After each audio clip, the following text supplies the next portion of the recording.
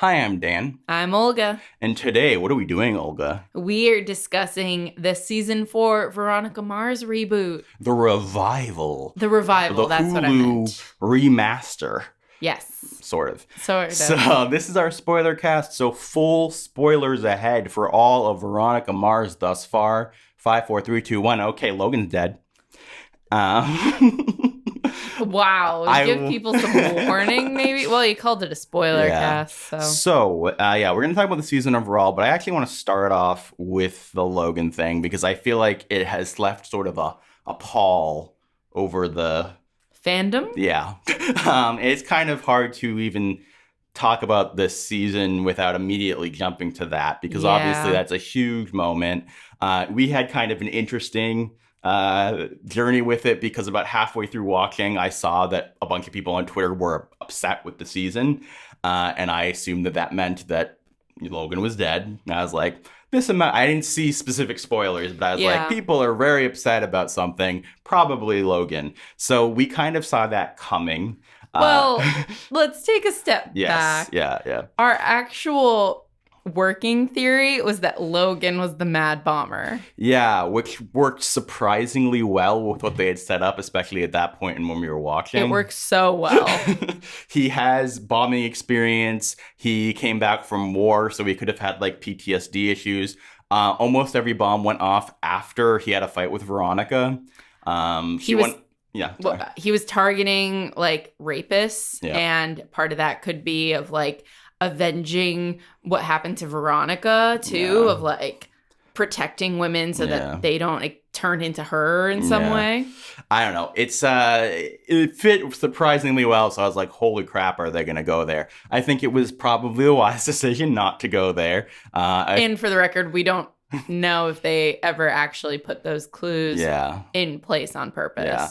But I mean, if people are upset about him dying at all, they would be pretty dang upset that they like destroyed his character, basically. So I think it was probably the right choice. I'm like, between the two, I'm going to go with Dead Logan over Bomber Logan. But let's talk about Dead Logan. So I want to first say off, Olga watched the show like 2 years ago. Yeah, that sounds right. Under my request.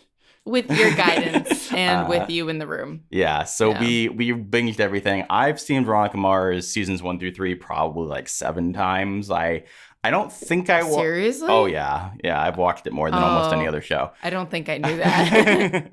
I really like Veronica Mars, and I didn't really watch it exactly when it was on. I think I started like maybe the year after it finished.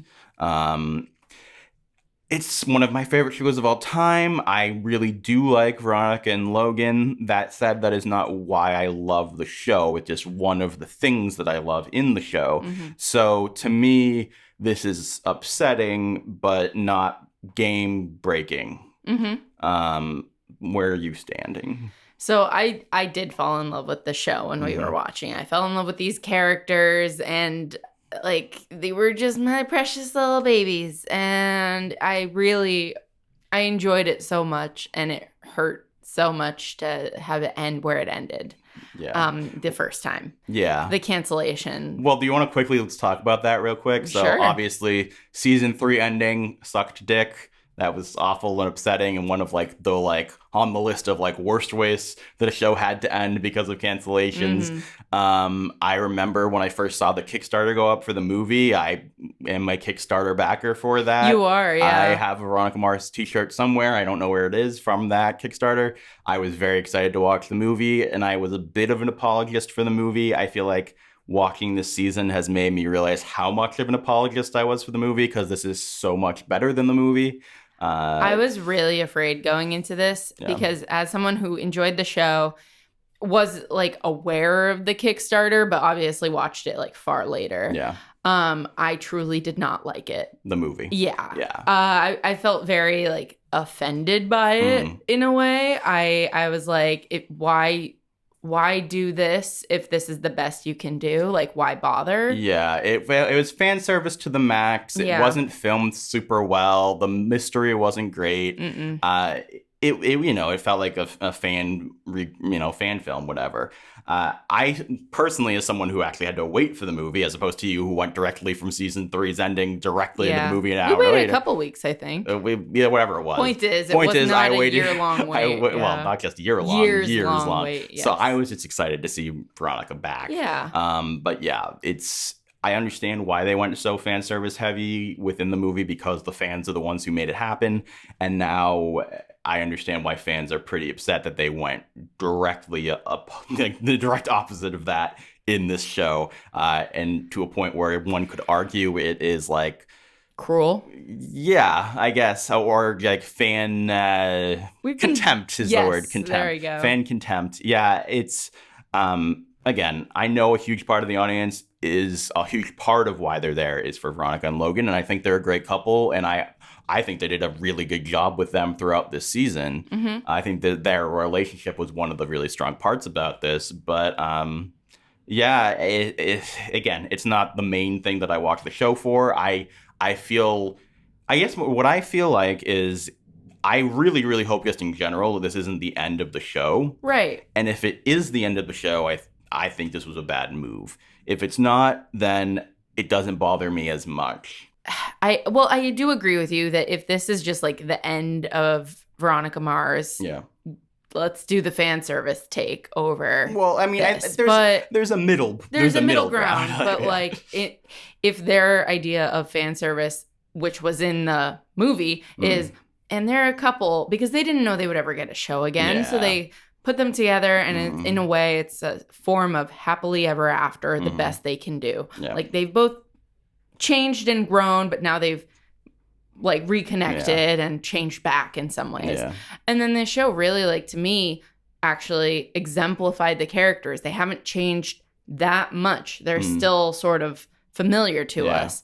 And in a way, I feel like this ending is in line with like the endings of like 1 and 2 and 3 in that it's that like you have a little bit of the bitterness left, but there is hope. Yeah, that's the thing. So I feel like a lot of people, I was seeing people talk about how this ending sort of fits in line with a lot of shows right now being like devoid of hope, and it's like, oh, it has to be a gritty world where realistic stuff happens and it can't be happily ever after. Or why are you punishing your female characters for being badass? Yeah, and I think that you can see, if you just think about the Logan thing, sure, I can see that point of view. I think at the end of the day, the very ending, both Logan's message and her face on the screen are very much about hope and about her ability to get back up. And I think the fact that Maddie is now working there, we could have very easily had either, Keith either die or just like not be able to continue on. The fact that he's fine again, is able to continue on, all really great positive things. The fact that Maddie's motel is like the last bastion of like the true Neptune, so to speak. Like that is a very big symbol of hope, of fighting back. And so to me, there's definitely hope there. I do think it's interesting looking back at the movie, despite the fact that I don't love the movie, the way it ends actually is a sort of, it's not just like, it's for Logan and Veronica, it's like, okay, maybe they live happily ever after. Right. But the way it ends is like, but Veronica got sucked back in and everything's corrupt and Weevil rides off in his motorcycle and, I think the show has a good way, I think, usually of finding the bittersweet point where, to me, that is what you have to do for it to feel like a gritty, real show, which is what this show is. It starts with her, friend being killed and a rape. This is from the get-go, this is a noir, serious show. You reminded me of this, of like, this show is a California noir, like sunny exterior, dark, gritty, like interior. And like the lead detective in the gritty noir genre doesn't get to keep having a happy ending. Yeah. Like it, I don't know. That's the thing is, I think that if they were planning on this actually being the end, I think they could have gotten away with at least romantically a happy end. They could have still been like, oh yeah, but but the boardwalk got all bought up, and Neptune still needs saving. Like like they could have gone with that. Like the world still needs Veronica. I never got out, Yeah. like that kind of thing. But I feel like so it's interesting because assuming that they get a season 5, right? Mm-hmm. I think Logan being gone has positives and negatives. Yeah. The negatives are he's an awesome character. He adds a lot to the show. I'm going to miss seeing him. Yeah. His comedy is great. And their dynamic is great. Their chemistry is so good. Yeah. And I just don't understand how you can possibly do romance with Veronica at all after this. No one, I mean, maybe you can bring in Leo, but I feel like we dealt with him here. I feel like Piz is over. So bringing in anybody new, how on earth are they going to have any sort of candle to Logan, who we loved for 3 years, and then over whatever the decade was after that? No one can handle it. No one can hold a candle to Logan. Yeah. So my hope, I agree with you, is like, maybe don't try. Yeah. Like, if that's possible, let's not have a love interest for her in season 5. Yeah. When Logan died, but we hadn't seen like the year later thing yet, right. I was like, well, maybe she'll adopt Maddie. Mm-hmm. And that will be like her central relationship. They sort of did. They, in a small way, did. Maybe she's like 18, seemingly. So is she? Well, she seemed to be like on the older end of being a teenager. Oh, I read her as 16, so 17. She's like 17 now. I think she's about the age that Veronica was. Yeah, at the beginning. So you can like take her in. Like, again, she works there. They mentor her. Yeah. Her step-parent, or like her stepfather and her mother, are kind of neglecting her. She's running her own business. Yeah. The one good thing about Logan being gone is that, we can't let this character be too happy. It's just like not what the DNA of the show allows. Yeah. Right. And it's like you either could have done that or you could have killed Keith. And I'm sure some people would have preferred they killed Keith. But as you and I were saying as we were watching, we realized that to us, the dynamic of Keith and Veronica is more important than her and Logan. It's just like, I mean, let's put aside the whole like punishing female characters of like, why does anyone have to die? But they set up Keith as like still suffering and he feels like someone who has more of an arc going into this season than Logan does. Mm-hmm. Like Logan's is, okay, he's still struggling with his anger. He's working on himself and he loves Veronica. Yeah. Whereas Keith actually feels like he could have his own show and be interesting here. Yeah. I don't feel like, as much as I like and love Logan, as like, especially, when we were watching it originally, I was like, oh, if I was still a teenager, like the bad boy with the soul, like I'd lick up that ice cream. Anyway, the point is that while like Logan takes me back to that like persona that I would have like crushes on as a character. Keith takes it to your future. Keith is more just like so wholesome. Mm-hmm. And I feel like that relationship done so well is so rare on TV. I think it's rarer than like a good, romance, but fraught romance. I mean, I do want to talk about the fact that you're talking about the punishing female characters thing. Mm-hmm. I mean, and I'm saying this partially based on things that I have read from Rob Thomas in general, which is he's not trying to punish a female character. He's trying to treat her the way that male characters are treated. Yeah. Which means that their love interests die in order for them to keep on doing the cool thing, because that's what you want to see them do. Is you don't want to see them tied down in a normal life. I mean, it's like, it's interesting because Veronica's arc in this season is at odds with what we as an audience want to see. Or, I mean, I guess obviously some like big shipper audiences want to see it, but like the whole thing is like, she starts off and she's like, oh, kids, like yuppie life and like homes and whatever. It's like, yeah, all those things, if she was for them and got them, would hurt the show overall, right? Yeah. Like that's not what the show's about. She's someone disillusioned by the American dream. Yeah. Because if she had it and it, so to speak, fell apart, so was it ever real? Yeah. Are you talking about as the youngster? Yeah, like going into season 1, she's someone who's had it all and whose life has fallen apart. Yeah. Well, I don't think that she believes that she can hold on to it, that she believes she deserves it. Right. She is someone so filled with trauma, and I think the fact that it ends with her going to therapy is awesome. So that touches back on the idea of hope, of people being like, that's the thing. It's not like she's internalizes his death and goes like, and now I'm going to have self-destructive behaviors. I'm just going to throw myself only into my work and only into catching more bad guys and continuing drinking and alienating my friends. It's literally like this thing that I should have been doing this whole time, this help that she neglected getting help clearly even by going to like law school and by leaving Neptune behind. That was her way of like pushing things away and not processing them. Yeah. This is like, yes, does it suck that this happens because of Logan's death? Yeah. Yes. And they obviously could have gotten there some other way. And but at the same time, like, again, it's that hope of maybe she's finally believing that, like, he would want me to be happy. I want that happiness. I want to grow. Yeah. I think at the end of the day, my feeling is they gave up a great element of the show. Yeah. But it's a show filled with great elements. Yeah. And so to me, it doesn't break the show. And I understand other people feel very like, here's the thing. I used to be very emotionally connected to Veronica and Logan as a relationship. Me too. It's been so long for me since like, I mean, obviously I've rewatched it and stuff, but it's been so long since I was like deeply invested that to me, I'm like, oh, that's like, and the other thing is I felt disconnected because for the last 4 episodes, I was like, well, he must be dying. So like, I was like, I felt very prepared for it. Yeah. But I mean, whether it breaks the show or not, I mean, yeah, is it shock value for the sake of shock value? I don't know. I mean, maybe. I think that there is an argument for this is a shocking twist, but it also works for the character and their story. Yeah.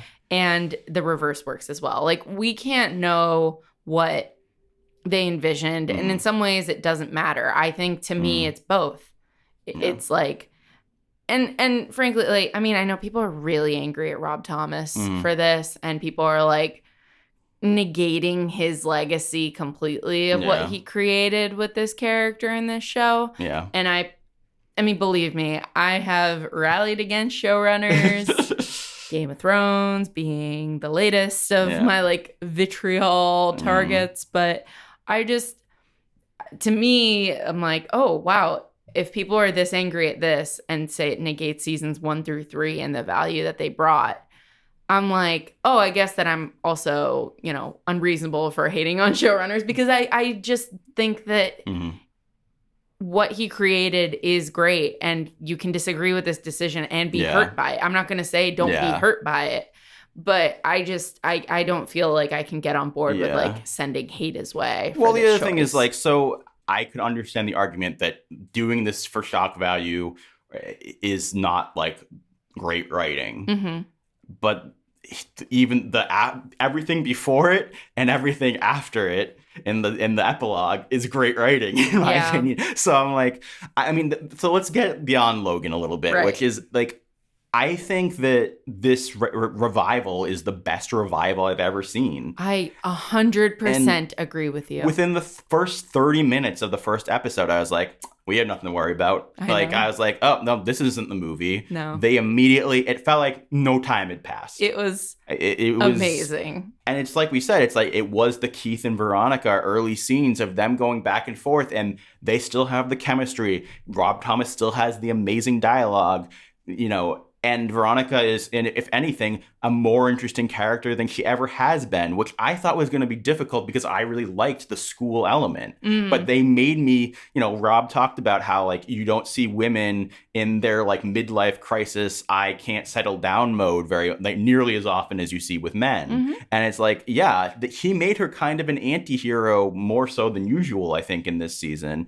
And I think it also, and I mean, as a bit of a tangent, this reminds me that, like, I have a friend who watched the show and he struggled with season 3 because he felt like it was really when Veronica started doing things that were like not okay and things that she like had called other people out for things before and the show wasn't calling her out on them. The fact that we had Nicole straight up like end it. Oh, yeah. Like that, like it really is like, yeah, okay, Veronica, you went too far. And the fact that it hurt Veronica the way that it did, like that was good too. She didn't just like brush it off either of like, well, I did it because I had to. Like, she's unreasonable. Like, she took that to heart. Yeah. And she wants to be like she doesn't want to do that again. I think that's another reason she ends up going to therapy and that kind of thing, too. That's true. Because I think that the stuff with Nicole is a really realistic, interesting thing because it does tie so much in with stuff we saw with Logan in season 3. And it's like, okay, so she's doing the same thing where she doesn't trust people again. But this time,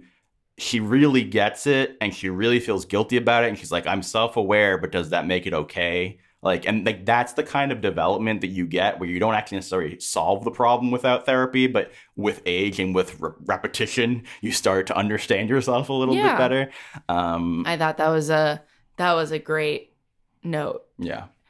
Also, a little Good Place reunion right there. That's always, that can't hurt. Also, Nicole's just awesome in general. Yes. Like, I really enjoyed her. I think everything they did with Leo and, like I said, with the Logan relationship there, I thought worked really well. Yeah. I think especially, like, I loved the scene of Logan, like, smashing the wall and being like, is this what you want? And then, like, the angry sex. And he's like, well, at least you liked it. Like, yeah, like, he's not defending that anymore. And he's hurt by the fact that she wants that from him. Yeah. I was really worried about how little Weevil we were getting, but I feel like they did a good job with that. Like, and if there's a season 5, I would like to believe that their relationship is re-explored and maybe Weevil gets to make more progress. And like, that was the one thing about the movie that I was like, oh, Weevil got out. Like, that's so great. I'm so happy. And then again, he's another example of someone like that could have been fan service, but then they take that away from you. Yeah. And we dive into it where he's fallen back into the gangster life and now he's in charge, but he's taking care of people even at the loss of his own like happiness. I think they did a really good job with Weevil. I mean, honestly, I do feel like only having 8 episodes hurt the show a little bit. Like, we got almost nothing for Wallace. Like, he certainly didn't have an arc. Weevil could have gotten more. I still feel like what they did with Weevil was good. Yes. I think Maddie could have gotten a little bit more, but everything they did with her was great. Maddie's awesome. She's so good. We are now a triple fan of that actress. She's amazing. She's been The 100, She played Charlotte. Yeah. Yay. iZombie. Well, this isn't her character, but she had a small but powerful arc on iZombie. And now this, obviously, Rob Thomas connection. Yeah. And I think they did a really good job showing her intelligence right off the get-go, especially with, like, the wild goose chase that she takes Veronica on. Yeah. I love the scene on the bus where Wallace is like, oh, it's new Veronica. He was so happy. He was just like, I know what this is. I know what this is. Yeah. That's the extent of his character development. Oh, and he has a baby. Yeah. Also, the Keith stuff, obviously awesome. His whole arc. His stuff with J.K. Simmons, awesome. Yeah. They made a really, really complex, like, semi-villain frenemy thing going on red there. Red herring. Like, that's how you do a red herring. I think. And honestly, just, like, even beyond like, once we knew it was happening, it was still, like, I still felt bad for J.K. Simmons. Yeah. Like, even though, like, he clearly, like, Keith was doing the right thing, but I was like, but their friendship. And no. Yeah. Although, and then again, part of me is like, well, I know that he, tricked, like, he conned and then effectively killed Big Dick. But he killed that big dick. But at the end of the day, when he has his own little car dealership and he's back together with his, like, girlfriend, I'm like, aw, good for you. Well, I was a little unclear if they definitively said that he's the one who killed the bomber, too. He might have blown up the bomber, which also isn't great. But, yeah. But, yeah. Whoops. We live in a gray area on this show. Yeah, like, that's the thing. I'm rooting for terrible things to happen. How about the mystery? Yeah, that's exactly what I was about to bring up. I mean, there aren't that many things to talk about in an 8-episode miniseries. So, yeah, what did you think of the mystery? Do you think they handled it well? I think so. Yeah. I think it was, well, first of all, you figured it out. I did figure it out. We still had our side Logan theory, but about a certain number of episodes in, I was like, well, the pizza guy, he's one of the only, like, known actors, and, we don't know what his motive is yet, but they haven't talked about him yet. Here's the thing, even though I figured it out, like, they did a really good job of going back and forth, like, twist upon twist of, like, especially because once they got him in the penultimate episode, I was like, well, it can't be him. It can't be him because they've arrested him. Yeah. So. I think, I think casting, that was the thing. I thought, like, oh, they cast Patton Oswalt and he's playing a character who's into true crime. Mm-hmm. Oh, haha. Like, that's a bit thing. His wife, his first wife, Michelle McNamara, she was like famous for investigating and writing a book about the Golden State Killer. And after her death, he's like done a great job of like promoting that work and being involved in that true crime world for her legacy. Yeah. So I thought like, oh, well, he's an actor. Yeah. It's a kind of funny role. There was a lot of like meta stuff going on this season with murder stuff and referencing. Yeah, there was a lot of like true crime, cold case kind of things connected in there and thrown in. Yeah. So why would I ever expect it to be him? He's like playing a doofy character. Yeah. Good job. Yeah. Up until then. And I think they just did a really good job of weaving, like creating the world and weaving it all these little things in and out where it's like, you know, you have the stuff about the college kids and you're like, what the heck is that going on? It's like you have the thing with the rats and you're like, this seems really separated from everything. Yeah. You know, you have the stuff with the senator. It's like, and it all weaves together. And like, I love how we see Liam just for like a little while. And just enough. I don't need more Liam. Yeah. And it's like, it shows like this is a world that you believe in because you know these characters and they're small scale. Like, it's, you know, there's Liam, there's Weevil, there's the people working for Weevil, and it all weaves together. The dedication of Kane High, like that was kind of a good way to touch, I think, on those characters in this world. Yeah, there are a few too many fan servicey moments, in my opinion. Okay, that's fair. But unlike the movie, it's spread out over a longer period, so it's not as big of an issue for me. I don't know that we needed to see Max, for instance. Yeah. You know, there were a few things like that I was like, man, this is a step too far. I did enjoy her going to the prison and seeing the people from season 3, just because. That was like so abrupt. Those were like delicious scenes, you know. Like it wasn't just like, oh, look, it's this person again. Yeah. It was like, oh, I'm getting something. They give him a reason to be there and for her to be there. Yeah. So all in all, our thoughts on the revival are, you know, pretty positive. Yeah. Give me more or else. Yeah. Yeah. If all this negativity because of Logan stops me from getting a season 5, I will riot. Yes. Riot. We'll be on the other side of the. Yeah. Like the picket line. Yeah, I get it. I get being sad. I get loving that couple and feeling like after all these years it came back and ruined it. I understand. I mean, I feel your pain, but the show is so much more than that to me. And I love Veronica, and I love Keith, and I love Neptune. So like I want more adventures there. Same here. And on that note, thank you guys so much for watching our spoiler cast. Check out our other videos on youtube.com/doingok. I think I'm going to hopefully have a mashup video of Veronica Mars and Jessica Jones within like the next week or two. I'm not exactly sure when. We have a bunch of Stranger Things content, the 100 content. Please like, subscribe, all that jazz. Leave a comment down below with your angry rant. And I hope you're doing okay. Bye.